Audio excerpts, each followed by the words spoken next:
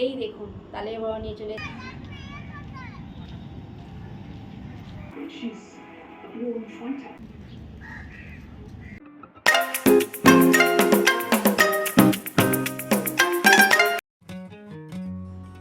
নমস্কার সবাইকে, আমি পিকু। আমার আরও একটা নতুন ব্লগে আপনাদের সবাইকে স্বাগত জানাই।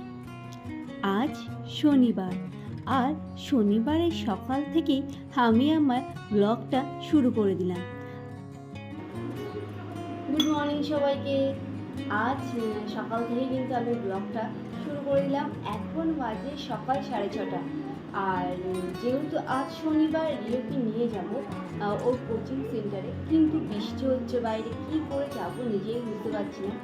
আর আপাতত আমি চাটা খেয়ে নেব, কারণ হচ্ছে একটু চা খেয়ে তারপর ওকে তো দিয়ে দিয়েছি দুধ কমপ্লেক্স মিষ্টি। আর কালকে ছোলা ভেজে দিয়েছিলাম, খেয়াল ছিল না, মনে নেই, তো ছোলাটা ভেজে নিচ্ছি।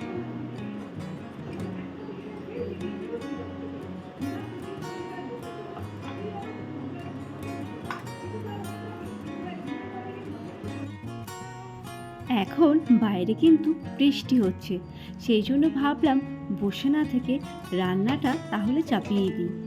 এখন সকাল বাজে 6:30, আমি কিন্তু রান্না বসিয়ে দিয়েছি।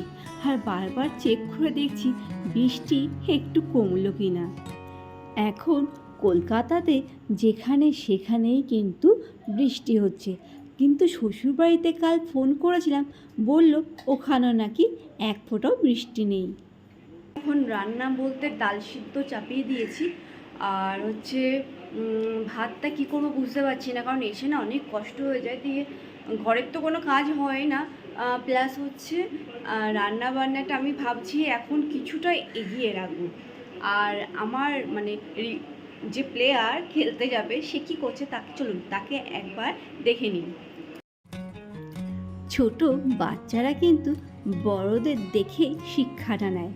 রিও যখন দেখলো যে আমি বসে না থেকে রান্নার কাজটা এগিয়ে রাখছি, ও সেটাই করতে লাগলো। এখনও যেহেতু একাডেমিতে আমরা পৌঁছাতে পারিনি, সেই কারণে একাডেমি যেসব ব্যায়ামগুলো করায় সেইগুলোই ও বাড়িতেই একটু করে নিচ্ছে। আবার দেখুন, এই এক্সারসাইজটা ওর একাডেমিতে কিন্তু করায় না, এটা হলো রিওর মনের এক্সারসাইজ। মন থেকে যা পারছে তাই করছে। এখনও দেখছি বৃষ্টি পড়ছে, সেই জন্য ভাতটাও বসিয়ে দিলাম। তারপরে যাওয়া হবে কি না হবে সেটা কিছুতেই বুঝতে পারছি না, কারণ একটুর জন্যে কম বৃষ্টি হলেও আমরা বেরিয়ে পড়ব। আগের শনিবারও যাওয়া হয়নি এই কারণে যে তখনও বৃষ্টি পড়ছিল, সেই জন্য আজ আর ফাঁকি দিলে হবে না। তারপরে রিও বসে গেল একটু বই নিয়ে, কারণ একটু ম্যাথ প্র্যাকটিসও করছি। জিওমেট্রি করতে রিওর বেশ ভালোই লাগছে, নতুন একটা চ্যাপ্টার বলে কথা, সেই জন্য সকালবেলায় ও বসে গেল একটু জিওমেট্রি বা ম্যাথ যাই বলি না কেন সেটাই প্র্যাকটিস করছে। আমি আর ঠিক মতো দেখিনি, দূর থেকেই একটু তাকিয়ে দেখে নিলাম। তারপরে আমি ঘরটা ঝাড় দিয়ে নিলাম, কারণ আজ সকালবেলা আমার ঘর ঝাড় দেওয়া হয়নি, সেই জন্য এখন যেহেতু আমি যেতে পারছি না, তাই ঘরটাও পরিষ্কার করে নিলাম।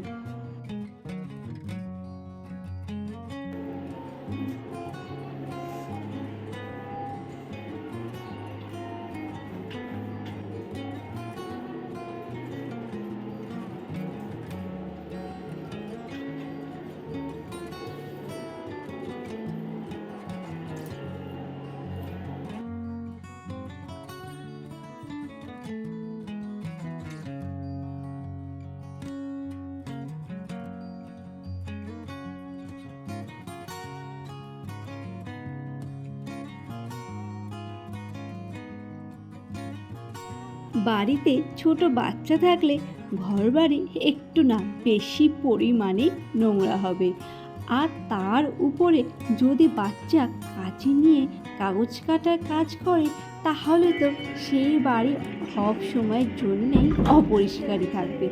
যেমন আমার ঘরটা হয়, বেশি অংশ টাইমই নোংরা হয়ে যায়, দিনে যে কতবার ঝাড় দিই সেটাই জানি না। তারপরে আমি চলে আসলাম রিওর ট্যাঙ্ক গোলার জন্য।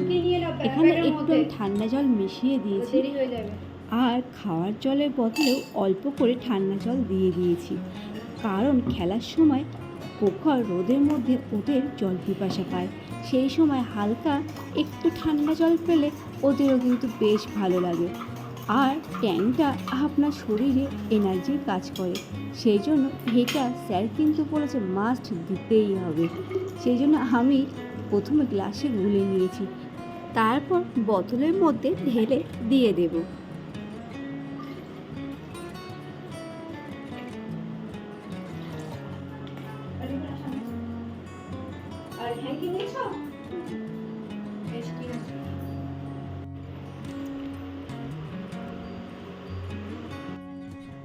আজ যেহেতু বাইরে মুষলধারে বৃষ্টি হয়েছে, সেই জন্য রিও স্পোর্টসের যে শ্যুটা আছে সেটা কিন্তু ব্যাগে করেই নিয়ে চলে এসছে, আর এমনি ক্যাজুয়াল শ্যু পরে ও মাঠে চলে এসছে।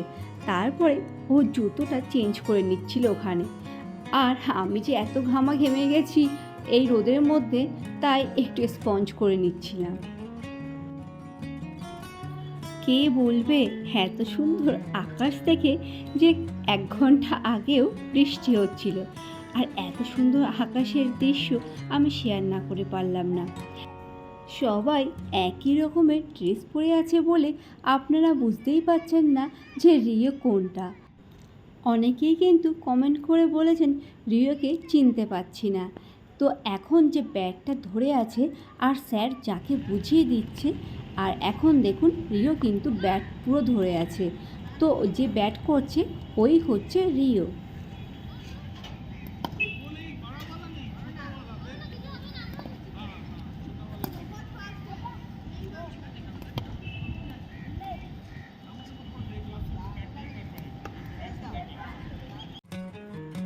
আজ ভাবলাম এই জায়গাটাকে একটু হলেও সুন্দর করে গুছিয়ে তুলি। আসার পথে কয়েকটা ফুল পেয়েছিলাম, তো এই ফুলগুলো আমি কিন্তু কিনে আনিনি, আর সেইগুলোই বাড়িতে এসেই আমি জলের মধ্যে রেখে দিলাম। আর দেখতে কি সুন্দর লাগছে একবার দেখুন। এরকম দেখতে সুন্দর লাগলে এমনি কিন্তু আপনার মনটা আনন্দে ভরপুর হয়ে উঠবে। এত সুন্দর লাগছে জায়গাটাকে, আমি নিজেই বারবার যেন তাকিয়ে দেখছিলাম। এখন আমরা যাচ্ছি রিও ড্রয়িং ক্লাসে। ওখানে ওরা বোনেরা সবাই একসাথে মিলেই ছবি আঁকা শেখে। তারপরে দিদি নিয়ে চলে আসলো মশলা দুধ চা। আর কাপটা এত সুন্দর, সরি গ্লাসটা এত সুন্দর যে আপনাদের সাথে শেয়ার না করে থাকতেই পারলাম না।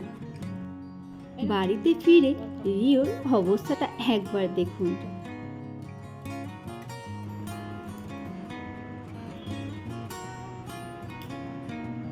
কি আঁকিয়েছে স্যার? ক্রিকেট খেলা করেছে? ও ক্রিকেট স্টেডিয়ামে এঁকেছো? স্যার বলে না তুমি করলে? তুমি নিজের মন থেকে করেছো? ও চলো, মানে যেটা দিয়েছে সেটা খাবো আমরা দুজনে। ওকে, খেয়ে দেখো কেমন লাগে। গুড ইভিনিং সবাইকে। Good evening. তো এখন সন্ধেবেলা, ও রিওর অন্যদিন সন্ধেবেলা ক্লাস থাকে ড্রয়িং ক্লাসটা, কিন্তু আজকে বিকেলবেলা হয়ে গেছে। আর দিদির বাড়িতে গেছিলাম ড্রয়িং ক্লাস করাতে। ওরা 3 ভাই বোন এক জায়গাতেই শেখে। তো দিদি বানিয়েছিল তালের বড়া, কালকে বানানোর কথা ছিল বাট আজকে বানিয়েছে, তো সেই জন্য আমি আর শেয়ার করতে পারিনি। তো দেখুন তালের বড়া নিয়ে চলে এসেছি। তো এই মানে সত্যি কথা বলবো না, এরা না জানে না তালের বড়া জিনিস। জানো তালের বড়া কি? এরা না তালের বড়া জিনিসটা খেতেও জানে না, বোঝেও না এর মর্ম। কি বলবো, খেতে গেলে খুব কষ্ট। তালের বড়া খাবো, খেতে হবে, ওরকম করতে নেই, শিখতে হবে। তো খাওয়া দাওয়া এগুলো একটা বড় কালো খাবো, ওরকম করতে নেই, খাওয়া দাওয়া শিখতে হবে। এগুলো নতুন একটা ভ্যারাইটি জিনিস যে সহজে পাওয়া যায় না। মুখের অবস্থাটা একবার দেখুন। শোনা তো, হ্যাঁ চলুন আমরা একটা নিয়ে বসলাম। দারুণ বানিয়েছেন। আমার দিদি এমনি ভালো রান্না করে, তারপর তাহলে আর এই বছর প্রথম তালে বড়া খাচ্ছি। তো নিজে তো বানাইনি আমি, কারণ এমনি বানাইনি, কোনো কারণ নেই। এখানে তাল 40 টাকা করে দাম, সেটাও বললাম। কলকাতাতে বর্তমানে তালের দাম 40 টাকা। এমনি সব জিনিসের দাম প্রচুর বেশি, তো বেশি আর কিছু করার নেই। চলো খেয়ে নাও, খেয়ে নাও। আর কি খেতে হবে? করে না।